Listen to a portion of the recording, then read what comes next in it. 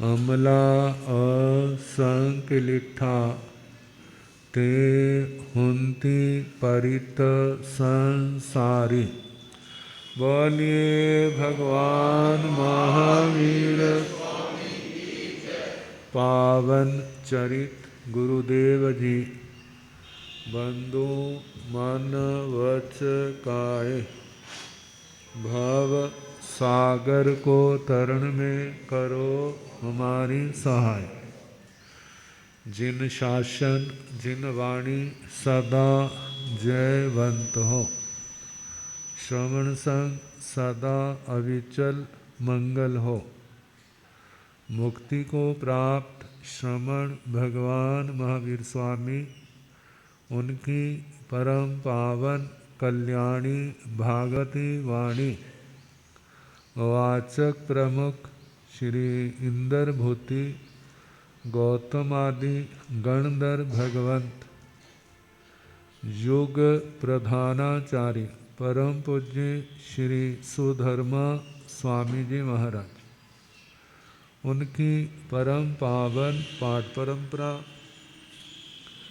वर्तमान आचार्य ध्यान योगी परम पूज्य श्री शिव मुनि जी महाराज एवं गुरुजन सबके पावन चरण सरोजों में मेरा अनंत अनंत बार वंदना नमस्कार।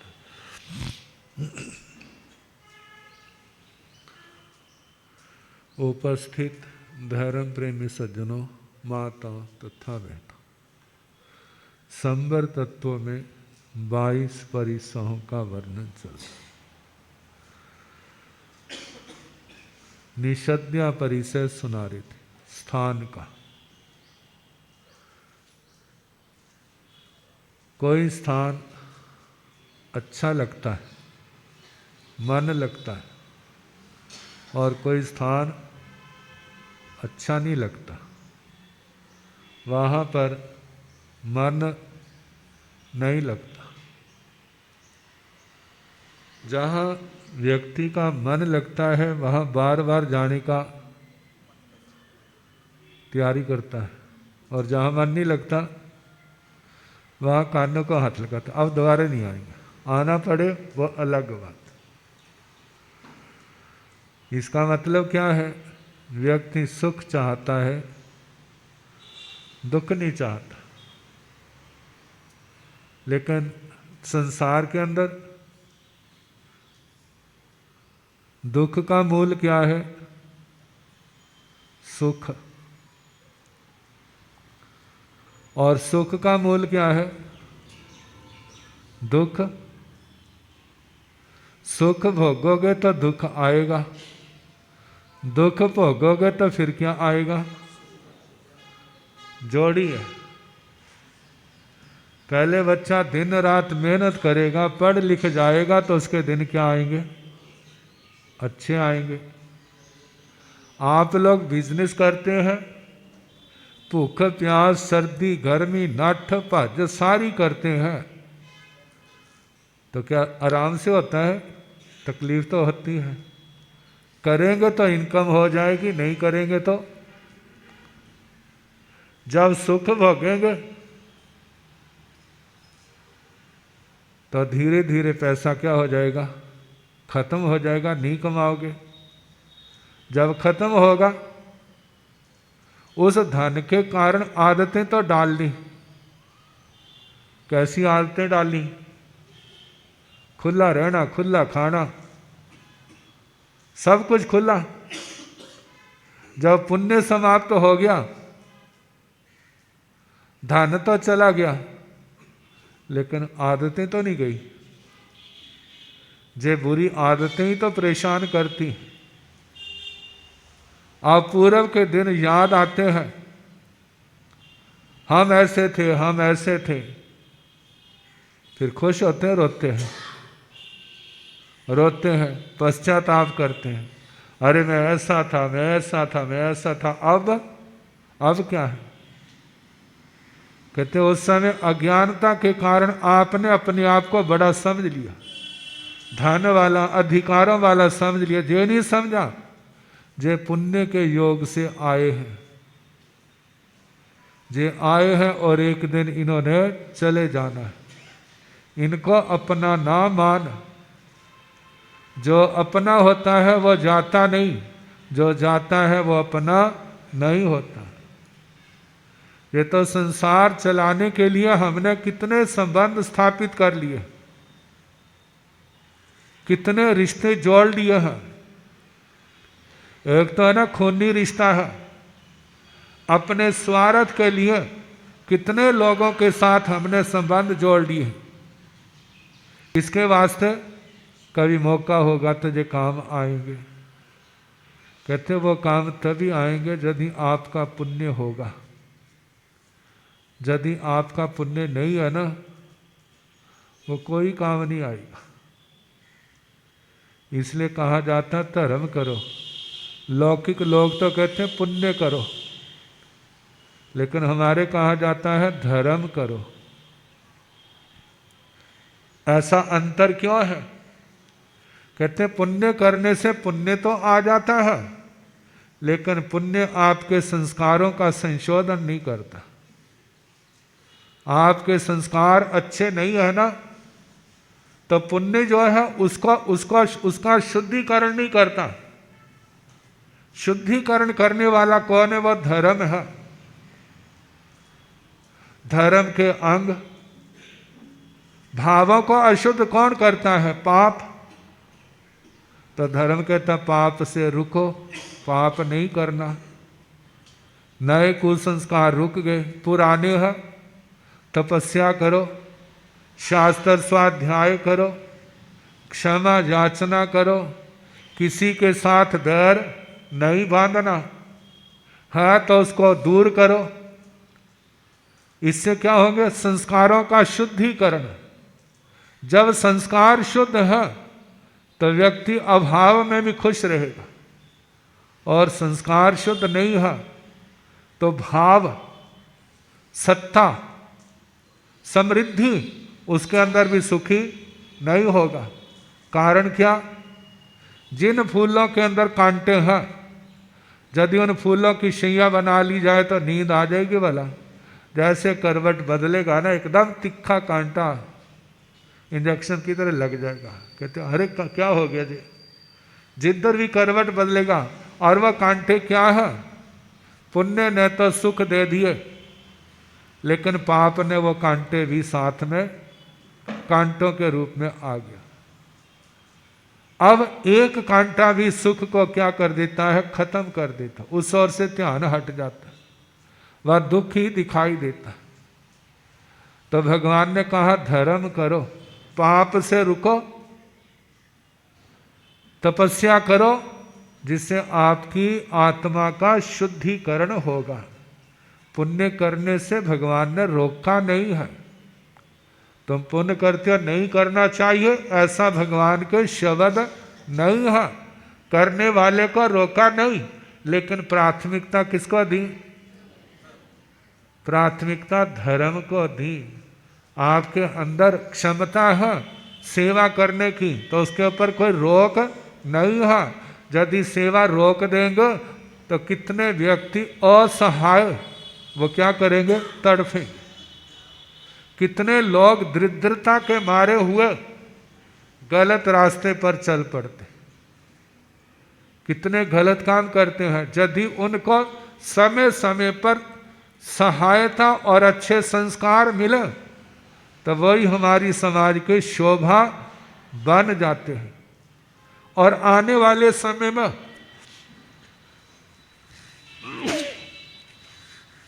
उनके भी मन में आता है, जिस समाज ने हमारे को इतना दिया, उस समाज के प्रति हमारा क्या कर्तव्य है? हम भी क्या करें?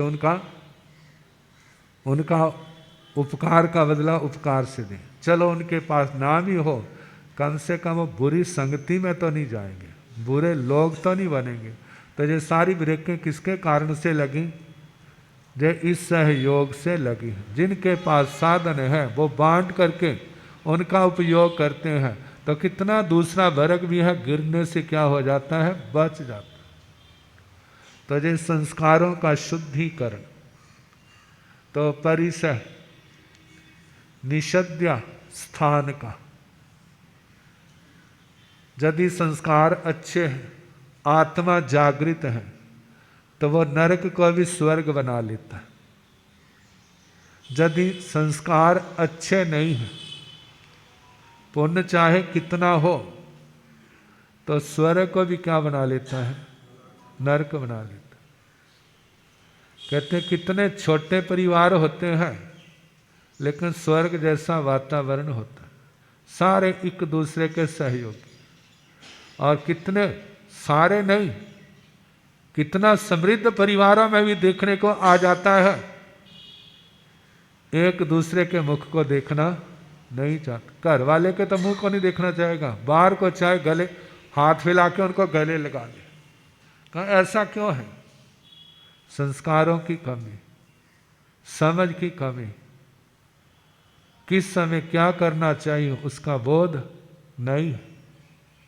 तो भगवान कहते मानो हे साधक, विहार करते कहीं पर आपके अनुकूल स्थान नहीं है तो क्या विचार करे, मैंने कौन सा जहाँ रहना है? 1-2 दिन की बात है, 10 दिन की बात है, उसके बाद फिर जहाँ से चले जाना। देखो जहाँ के लोग भी तो जहाँ रहते हैं, उन्होंने तो सारी आयु भर रहना है। जो है अपनी आत्मा को समझाना, अपनी आत्मा को संतोष देना। जो मिला है उसके अंदर प्रसन्न रहो, जो नहीं मिला है उसकी ओर ध्यान ना दो। जय मुमुक्षु आत्मा का, संसारी आत्मा का चिंतन तो अलग होते। आत्म समाधि की ओर जाना है तो इस रास्ते पर आना होगा। तो निषद्या स्थान का कल आपको बताया था। जब स्थान की प्रतिकूलता होती है, जो तो परिपक्व होते हैं वो तो अपने आप को संभाल लेते हैं, जो परिपक्व नहीं होते उस वातावरण से प्रभावित, स्थान से प्रभावित भी होते। लेकिन अभ्यास करने वाला बढ़ते बढ़ते एक दिन पूर्णता की ओर पहुंच जाता। क्या सोचे एक ही दिन तो रहना, नहीं अनुकूल है, कल तो चले जाना है, एक दिन में क्या हो जाएगा, चलो नींद नहीं आती है ना से कल सो लेंगे। वैसे अपने आप को शांत करे, समझाए। अब इसके आगे शैया, शैया संस्कारक जे परिसर। बिस्तर अच्छा हो नींद अच्छी आ जाती, बिस्तर अच्छा ना हो तो फिर नींद भी अच्छी नहीं आती। आजकल का तो सिस्टम कितना बदला हुआ है। पुराने ज़माने में अब कहा जाता है सर्दियां हैं, साधु सती के पास उपकरण तो उतने ही है, मानो पट्टा नहीं है, जमीन ऐसी पत्थरों वाली ठंडी है और वहाँ पर घास पराली आदि मिली नहीं, तो कपड़े तो उतने ही हैं, गृहस्थी के लेने नहीं हैं, तो जमीन पर वही बिछा करके, तो जो ठंड लगेगी उसको सहना होगा। तो जब ज़्यादा ठंड होती है फिर नींद कहाँ से आएगी? आई भी होगी तो भी क्या हो जाएगी? चली जाएगी। ये तो सर्दियों की बात। गर्मियों में आसन लगाया है और स्थान कभी तो खुला मिलता है, हवादार मिलता है, और कभी बिल्कुल बंद भी मिलता है। आजकल तो बड़ा ध्यान रखा जाता है। स्थान कहीं तो ऐसा है राजमहल भी क्या बन जाते हैं, उसके आगे छोटे पड़ जाते हैं, और कहीं पर झोंपड़ी भी क्या है उससे अच्छी होती। तो ऐसे स्थान पर शैया लगाई है। फिर उस शैया के साथ गर्मियां हैं, बरसात के दिन है, मक्खी मच्छर के परिसर भी क्या आ जाते हैं, कीड़े मकोड़ों के भी क्या आ जाते हैं। आवासन लगाया है और कोई जगह नहीं मिली, और वहाँ पर कीड़े मकोड़े गर्मियों का समय घूम रहे हैं, और थोड़ी सी नींद आती है और एकदम किसी कीड़े ने मकोड़े ने काट लिया, किसी कीड़ी ने काट लिया। फिर देखता क्या हो गया, उठ के बैठा, देखा उसको दूर किया और फिर लेटा, फिर आ गई। ये परिसर कौन सा है? शैया का। तो कहा जाता है एक मुमुक्षु आत्मा के जीवन में ये सब संभव है। और यदि धैर्य होगा, सहने की शक्ति होगी, सूझबूझ होगी, तो वह कर्म काट लेगा। नहीं तो आरत्यान सोचेगा कहाँ फंस गए। घर की भी याद आ सकती है। घर में तो सब सुविधाएं थी, वहाँ तो ऐसा कुछ भी नहीं था, लेकिन जहाँ पर सब कुछ हो रहा है। लेकिन जिनके अंदर जो ज्ञान का प्रकाश आ गया है, वो तो अपने आप को संभाल लेते हैं, आगे बढ़ते हैं। और जिनका ज्ञान का प्रकाश धूमिल है,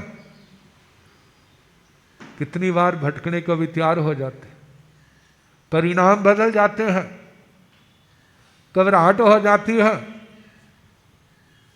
बोझ लगने लग जाता है। लेकिन भगवान ने सारी बातें बता दी। कहते ये महान निर्जरा के कारण है। 10वें कालिक सूत्र में एक सूत्र गाथा का चलन, देह दुखम महाफलम। देह के माध्यम से कष्ट सहने का अभ्यास करना। और जो महाफल वाला, महाफल क्या है? सबसे बड़ा फल, वो तो मोक्ष है। इस देह के माध्यम से दुखों को समता से सहने का अभ्यास करना। आखिर ये आत्मा को कहाँ ले जाने वाला है? निर्वाण की ओर। आप भगवान का जीवन सुनते, दीक्षा होगी, पहला दिन रात और सुबह सुबह क्या हो गया? उपसर्ग। इंद्र महाराज फरमाएंगे काफी कुछ, जो तो प्रभास मुनि बताएंगे। तो भगवान ने स्वयं परिचय से है और दूसरों को कहने की अपेक्षा उनका जीवन गाथा ही प्रेरणा देने वाली। कहा मेरे को परिचय आ सकते तो तुम्हें क्यों नहीं आएंगे? साधक जीवन में परिचय आए जे आश्चर्य नहीं है, ना आए जे परिचय जे आश्चर्य। क्योंकि परिचय उपसर्गों का साधक के साथ क्या है? जोड़ा। और जितने परिचय आते हैं उसको उतना निर्मल बनाते हैं, उतना ऊंचा बनाते हैं। लेकिन किनको? जो उनको समता से सहन करते। तो 11वां है शैया का परिचय। 12वां है आक्रोश। आक्रोश का मतलब कोई गलत बोलता है, अनिष्ट शब्द, अपशब्द। बोलने वाला कुछ भी बोल सकता है। तो संत का जय नहीं है कि उसके साथ बहस करने लग जाए, वो भी वैसे बोलने लग जाए। कहते फिर अंतर क्या है? उसके समान ही। और ये आक्रोश का आगे जो परिचय आएंगे, कल जैसे समय होगा सुनाने का प्रयास किया।